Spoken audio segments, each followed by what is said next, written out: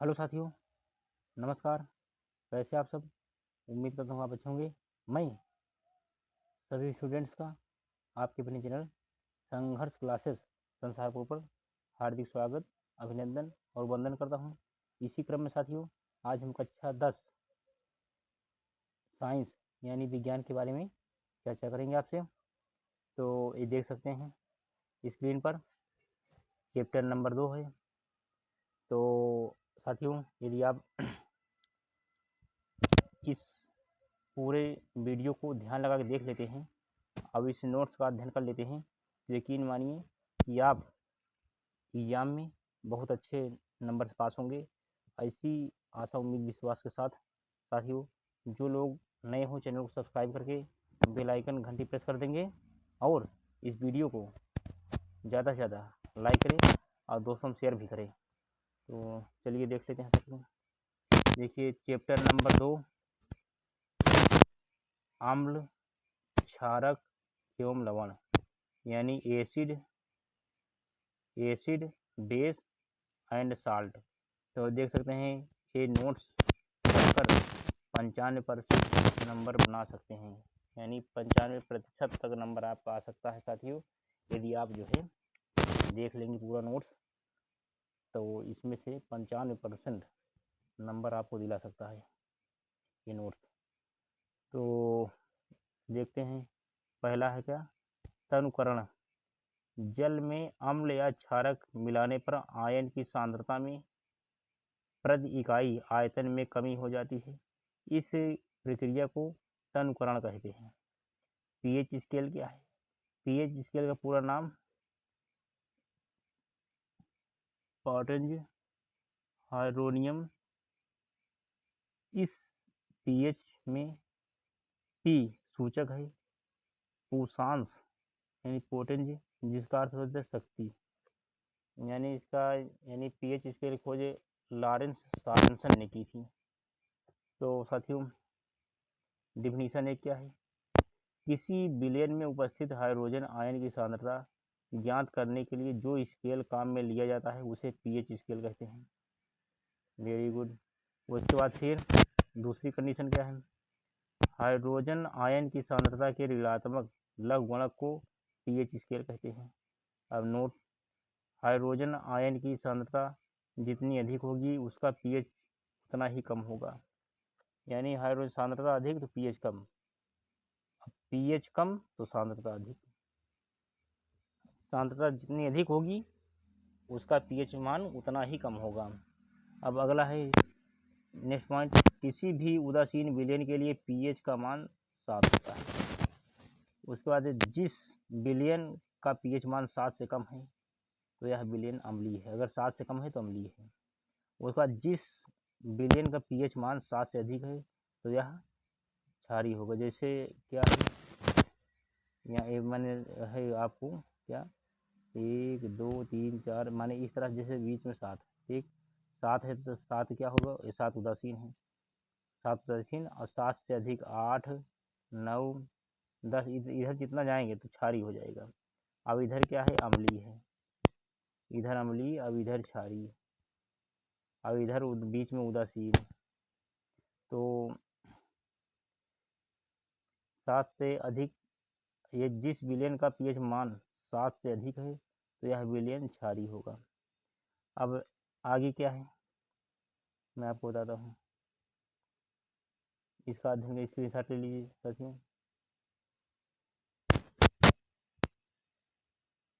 चलिए अब इसके बाद अब देख सकते हैं, अब निम्न विलयनों के पीएच मान, विलयन पीएच मान इधर, जैसे जठर रस, इसका पीएच मान 1.2, नींबू का रस 2.2।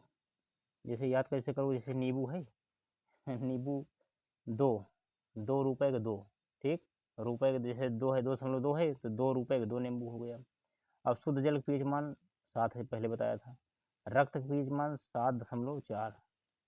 अब मिल्क ऑफ मैग्नीशियम पीएच मान 10। उसका सोडियम हाइड्रोक्साइड पीएच मान 14 है। हाइड्रोक्लोरिक अम्ल का पीएच मान 0 है। अब उसके बाद साथियों, अब हेरिंग है प्रबल अम्लीय यानी प्रबल अम्ल। अधिक संख्या में H+ आयन उत्पन्न करने वाले प्रबल अम्ल कहलाते हैं। फिर से देख लीजिए, अधिक संख्या में H+ आयन उत्पन्न करने वाले अम्ल प्रबल अम्ल कहलाते हैं। उदाहरण क्या है, जैसे HCl हाइड्रोक्लोरिक अम्ल, H2SO4 हाइड्रोजन सल्फेट। उसका दुर्बल अम्ल क्या होते हैं, कम संख्या में H+ आयन उत्पन्न करने वाले अम्ल दुर्बल अम्ल कहलाते हैं। जैसे CH3COOH, CH3COOH ये क्या है, दुर्बल अम्ल है। पूछा जाता है दुर्बल अम्ल कौन है, उदाहरण सहित दिखाइए या उदाहरण सहित स्पष्ट कीजिए। अब क्या है, प्रबल क्षार क्या होता है, वे क्षार जिनका जलीय विलयन में पूर्णतः आयनन हो जाता है उसे प्रबल क्षार कहते हैं। जैसे उदाहरण NaOH KOH यानी सोडियम हाइड्रोक्साइड और उसका KOH पोटेशियम हाइड्रोक्साइड। और दुर्बल क्षार क्या है, वे क्षार जो जलीय विलयन में पूर्णतः आयनित नहीं होते हैं उसे दुर्बल अम्ल कहते हैं, दुर्बल क्षार कहते हैं। देखो दुर्बल क्षार कहते हैं। जैसे दुर्बल क्षार में क्या है, NH4OH EmgOH का होल ट्वाइज। और उसके बाद फिर आगे अम्लीय वर्षा क्या होती है, वर्षा के जल की pH मान 5.6 से कम हो जाती है तो वह अम्लीय वर्षा कहलाती है। यानी 5.6 से कम होगी तो अम्लीय वर्षा। अम्लीय वर्षा के प्रभाव, अम्लीय वर्षा के कुप्रभाव है, अम्लीय वर्षा कुप्रभाव। तो क्या होगा, अम्लीय वर्षा का जल जब नदी में प्रवाहित होता है तो नदी के जल के pH का मान कम हो जाता है। ऐसी नदी में जलीय जीवधारियों की उत्तरजीविता कठिन हो जाती है, यानी जीना कठिन हो जाता है। जब जल कम होता है यानी pH मान कम होता है तो जीना उसका कठिन हो जाता है। अब देखिए साथियों आगे, इसका स्क्रीनशॉट ले लीजिए।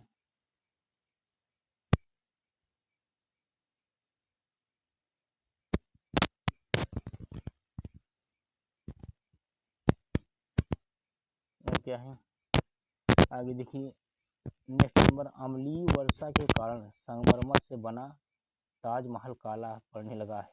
समझ लीजिए कि अम्लीय वर्षा के कारण संगमरमर से बना ताजमहल जो आगरा में बना है वो क्या हो रहा है, काला हो रहा है, काला पड़ने लगा है, क्योंकि कैल्शियम कार्बोनेट वर्षा में उपस्थित अम्ल से क्रिया कर लेता है। तो अब क्या है आगे हेडिंग है, दैनिक जीवन में pH का महत्व, यानी pH मान का महत्व है। देखो हमारे शरीर का pH परास कितना है, 7.0 से 7.8, शरीर के 7.0 से 7.8 के बीच कार्यशील रहता है।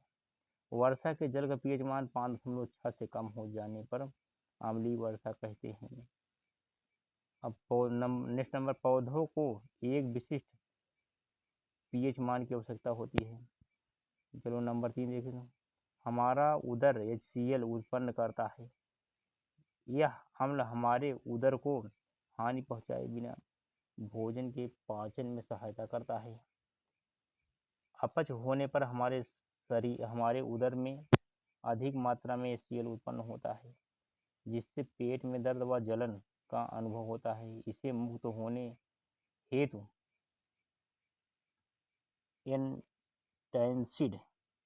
एंटासिड जैसे क्षारकों का उपयोग किया जाता है। एंटासिड है। मुंह के pH का मान 5.5 से कम होने पर दांतों का इनेमल संक्षारित होने लगता है, यानी 5.5 से pH मान कम नहीं होना चाहिए। अब नंबर 5, मधुमक्खी का डंक मेथेनाइक अम्ल छोड़ता है। डंक मारे गए अंग में बेकिंग सोडा जैसे दुर्बल क्षारक के उपयोग से आराम मिलता है। जैसे अगर मधुमक्खी ने आपको काट लिया तो क्या करेंगे, आराम कैसे होगा, बेकिंग सोडा दुर्बल क्षारक के उपयोग से आराम मिलता है, बेकिंग सोडा लगा देंगे तो आराम हो जाएगा। अब इसके बाद अगला देखिए, कुछ प्राकृतिक अम्ल। देखिए सिरका में क्या पाया जाता है, एसिटिक अम्ल पाया जाता है। दही में लैक्टिक अम्ल, संतरा में सिट्रिक अम्ल, नींबू में सिट्रिक अम्ल, इमली में टार्टरिक अम्ल, चींटी का डंक ये सबसे खतरनाक है, चींटी की डंक देखते नहीं, अगर चींटी का डंक अगर लग गया वो भी बहुत खतरनाक होता है। देखो, चींटी का डंक मिथेनाइक अम्ल होता है, और टमाटर में ऑक्जेलिक अम्ल, और नेटल का डंक मिथेनाइक अम्ल, इस दोनों में वही चीज़ रहेगा। तो साथियों, आप इसका स्क्रीनशॉट ले लीजिए।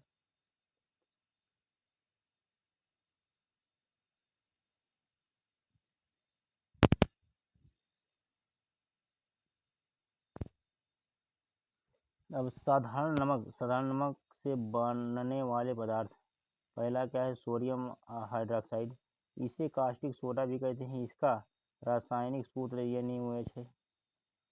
सोडियम क्लोराइड के जलीय विलयन में विद्युत प्रवाहित करने पर यह वियोजित होकर सोडियम हाइड्रोक्साइड उत्पन्न करता है। इसे क्लोर क्षार प्रक्रिया कहते हैं।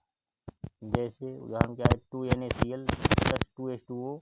अब अभिक्रिया हुई, रिएक्शन हुआ, और ये रिएक्शन हुआ, रिएक्शन होने के बाद क्या होगा, ये 2NaOH + Cl2 + H2O। अब उपयोग कहाँ देता है, बॉक्साइट के धातु कर्म में उपयोग होता है। नंबर 2, पेट्रोलियम के शोधन में उपयोग किया जाता है। नंबर 3, प्रयोगशाला अभिक्रमक के रूप में प्रयोग किया जाता है। नंबर 4, साबुन कागज शिल्प उद्योग में किया जाता है। उसका देखो, विरंजक चूर्ण क्या है, इसका रासायनिक सूत्र CaOCl2 होता है। CaOCl2 विरंजक चूर्ण का सूत्र है। बहुत बार पूछा गया एग्जाम में, अब आगे इस बार पूछा भी जाएगा। CaOCl2 क्या होता है, विरंजक चूर्ण, बुझा चूना CaOH का होल ट्वाइज, और उसके बाद फिर क्लोरीन Cl2 की क्रिया से विरंजक चूर्ण का निर्माण होता है। देखो, सूत्र है CaOH होल ट्वाइज + Cl2, और रिएक्शन हुआ CaOCl2, उसके बाद जो है H2O हो गया। H2O यही है, विरंजक चूर्ण हो जाएगा, जल बन जाएगा। H2O का मतलब जल हो गया लास्ट में। अब उपयोग क्या है, देखो, पीने वाले जल को जीवाणु मुक्त व रोगाणु मुक्त करने में। अगला,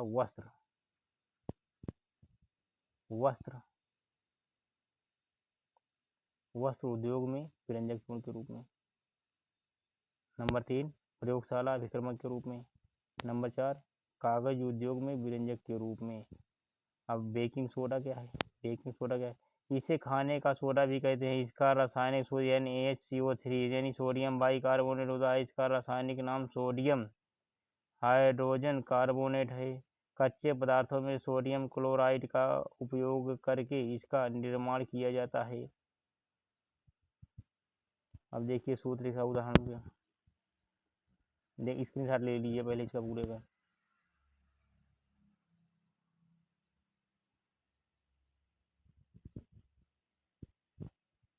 चलिए साथी, उदाहरण से अब उदाहरण क्या है, NaCl + H2O + CO2 NH3, फिर क्या हो जाएगा, जब रिएक्शन होने के बाद NH4Cl + NaHCO3। उपयोग, स्वादिष्ट खस्ता पकौड़े बनाने में। वेरी गुड, खस्ता पकौड़ा सभी लोग खाते होंगे, अगर स्कूल जाते हो तो ज़रूर मार्केट में जाके खा लेते हो सब लोग।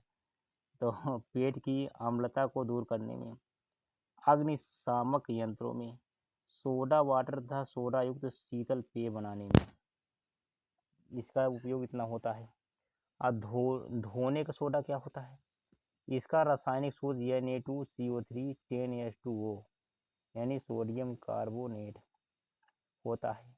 बेकिंग सोडा को गर्म करने पर जो सोडियम कार्बोनेट प्राप्त होता है उसे पुनः क्रिस्टलीकरण से धोने का सोडा प्राप्त होता है। उदाहरण, Na2CO3 10H2O Na2CO3 10H2O। इसका उपयोग कहाँ पे हो, इसका उपयोग कांच, साबुन, कागज उद्योग में। इसका उपयोग घरों में साफ सफाई के लिए होता है। प्रयोगशाला अभिक्रमक के रूप में होता है।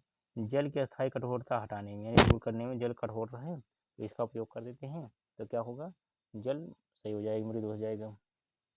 अब क्या होता है साथियों, अगला, प्लास्टर ऑफ पेरिस, इसका रासायनिक सूत्र CaSO4 ½ H2O होता है।